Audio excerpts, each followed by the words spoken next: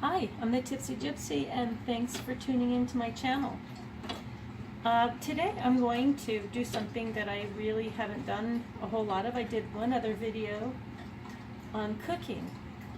A lot of you may know that I don't generally eat meat for a couple of reasons. One is I love animals too much, and I feel really guilty when I eat meat. I've been in animal rescue for quite a while, and it just doesn't feel right. And second of all, I don't like the taste of it. So anyway, my go-to meal is at the beginning of each week or on the weekend, I'll fix a big crock pot here. You can see that through all of my utensils. I'll fix a big crock pot full of vegetable soup. And everybody in the family can put what they want in it. I do cook meat because my son and my husband like meat. So I cook the meat, and they are free to put it in the side or put it in their own bowl and put cheese in it, whatever they want. And I don't use, generally, I don't use any plastic. So you can see I've got all of my wooden. Some of my favorite. This is my favorite to cook with. It's almost as deep as a ladle, and I like cooking with some of these flat ones, like to fry eggs. You can stir fry with just about anything. I do a lot of stir fry as well, but today I'm going to show you how I make my vegetable soup in my crock pot. And I'm going to start with adding water. And we use water, purified water. I don't use tap water for anything other than just shower. It's kind of hard to shower without anything. But I generally just use what I've got on hand. And so to save a little bit of time here for you all, I pre-chopped these vegetables. Well, got them ready to chop. But I have some carrots today, and I have kale, kale and leeks are my two favorite, absolute favorite things to make and to put in my vegetable soup. And in one of my other videos I told you I do a lot of steaming, and I steam vegetables, and then you can add them at the very end if that's what you want to do, or you can slow cook them like I'm going to do today. And I also, what I'm not going to do right now in this video is I put onions and garlic in this, but I don't cook the onions all day because they just get soggy. They lose their flavor, and then they're really gooey when you eat them, and they, although the taste isn't bad, I think the texture is kind of yuck. It's kind of gooey and not all that appetizing. So I put, what I do when my meal is almost done, for like the last 30 minutes of the crock pot here, after it's cooked all day and it's back on warm, I'll turn it back up to high for about 30 minutes, and I will saute some onions and fresh garlic in butter. You don't have to use butter. You're welcome to use olive oil or canola oil, whatever kind of cooking oil you prefer. And then I put them in, and I let them cook for 20 to 30 minutes. And that's it. And then I turn it off, because otherwise the onions, like I said, get really soggy. And it's the same thing if you're going to put bell peppers in. They tend to get really soggy. And so I do the same thing with the bell peppers. I saute them. Sometimes I don't. Sometimes I'll just throw them in about halfway through cooking. And I am really big on fresh vegetables. I don't use canned vegetables, generally. Sometimes I do, but most of the time I just don't use canned vegetables. And whatever I have on hand, I will throw in my soup. And the same thing with herbs. I like fresh herbs. I usually have them growing in my windowsill or outside in my garden. Even in the winter, here in Albuquerque, I have successfully grown cilantro all year. I have grown mint all year. What I do with my mint is I put it on a southern facing wall right up against the house in a pot. And that way it retains a lot of the heat from the house. Just enough heat so that and it's pretty cold tolerant. So mint can really withstand some pretty low temperatures, I've found. So I think that heat from the wall on the house just keeps it enough where it doesn't get too cold and the mint survives. I also have some leeks that I've put in the front yard, in pots as well. I have another video I'm getting ready to put out. I started these leeks from a leek that I bought at the store, and I actually cut the end of it off, and I grew some roots on it by putting it in water. And then I planted it. Once the roots got to about 1 inch long, I planted it outside. Planted several of them, and they are actually growing very well. And I planted them in January, which, you know, it gets cold here, it snows here. And they survived it. And leeks are very, very hardy, by the way. I think I could probably successfully grow leeks all year round here.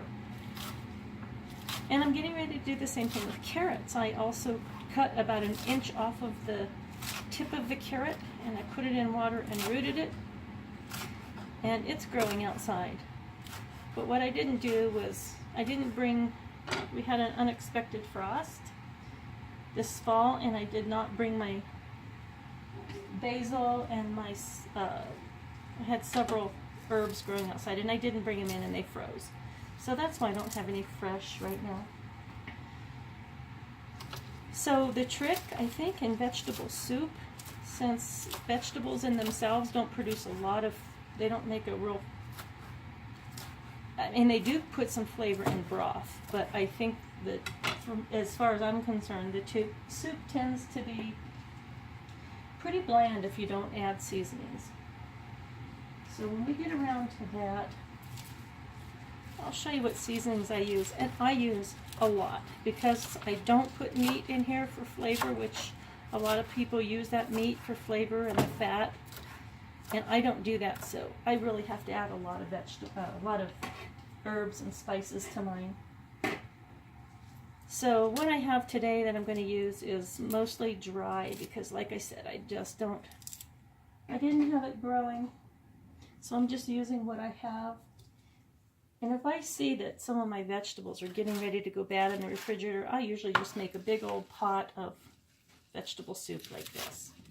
And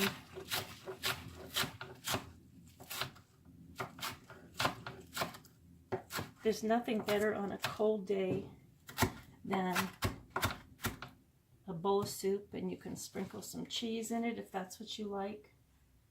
I love having cheese in my soup. So that's the kale there. I'm also going to put some cabbage. I love cabbage and kale and leeks. I put them in just about everything. And I make everything in bite-sized chunks because when you're eating soup, you really don't have anything to cut it with. So anyway, this pot, I'm going to, once I get all the rest of my vegetables in there, I'm going to go ahead and I'm going to put more water in it. But for now, I just want to see how full it gets with the vegetables so it's not overfilled.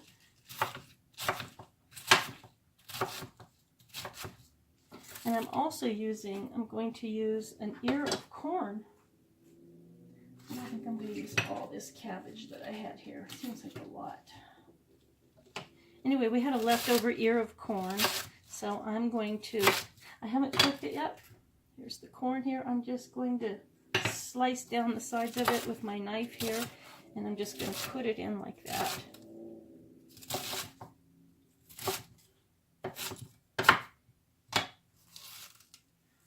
So there's quite a few vegetables in here now. What I like about kale the most is that with kale, the texture is very meaty. So it almost feels as though you've got meat in your food. So those of you who are wondering how you can get by without meat, I know a lot of people have never had soup without meat in it. Add some you can use Swiss chard. I use that a lot. It does the same thing. It gives you a, I don't want to say it's a meaty texture, but it's not a, it's kind of not crunchy chewy, but chewy like you would find in meat. And so that gives you a little bit more of that texture you might be looking for or missing if you're not putting meat in your meal. So there are other things you can put in there. I'm just so busy most of the time. I just throw in, I don't do anything by recipe. I just, whatever I've got, I throw it in there. I have read some recipes that one of these days I'm going to try. Like other substitutes you can put in there for meat. Because like I said, it's not that sometimes I really enjoy eating, well, I should say I like eating meat, but I don't enjoy it because of the fact that I'm thinking about the animal. So anyway, let's see, there's a lot of stuff in there. So let me wash my hands real quick and I'll show you the different spices that I use, herbs and spices, and I use a lot of salt. I don't want to say a lot of salt, but I use sea salt, and I like the pink Himalayan sea salt, but I do put quite a bit of salt in because it brings the flavor out and everything. So that's the salt there. And I like to, when I don't have fresh garlic, I have this on hand, and it's minced. And it just makes it a lot easier. I don't mind the smell of garlic on my fingers, but anyway, I'm going to put a really heaping teaspoonful in there.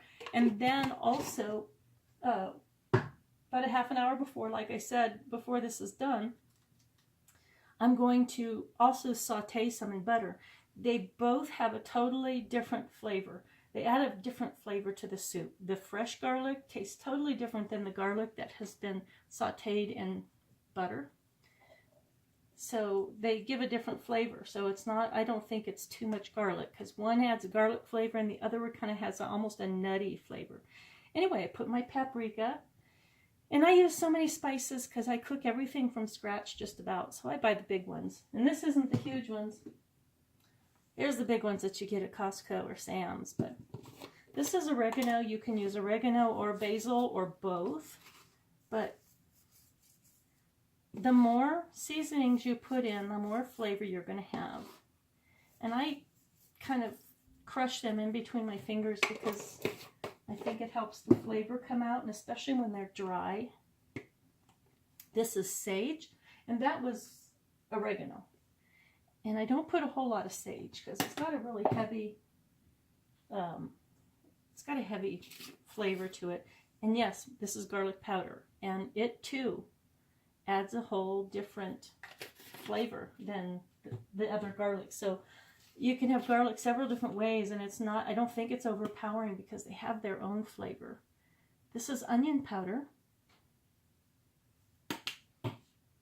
I'm going to put a little bit of thyme. Love thyme and sage. I really enjoy those. So you just crush this between your fingers.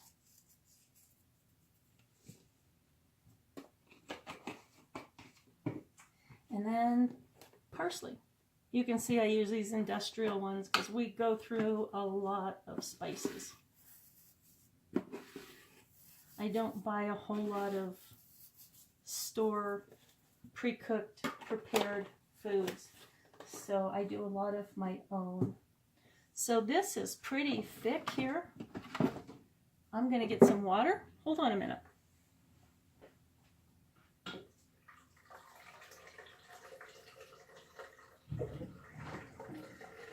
I have my 5-gallon jug here in my dispenser. It's a ceramic dispenser. And we use the thing that we use to measure our coffee with. So I'm going to fill this almost up to the top. My favorite spoon. I'll bring this over here and show you what it looks like here.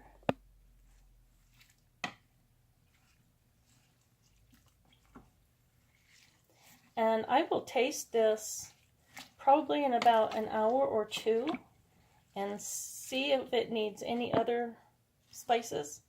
Sometimes I add cooking sherry. I don't think I'm going to do that today, but anyway, that is how I make my vegetable soup. So thanks for watching. I'm the Tipsy Gypsy. You can reach me below by, I have my mailing address and my email address. And if you enjoy what I do, if you find any value in my videos, I hope you would consider donating. I have a PayPal account, or you can mail me a payment. You don't have to have a PayPal account to use PayPal. You can just use it as a guest. Anyway, I'm the Tipsy Gypsy. Thanks for watching, and I'll see you next time.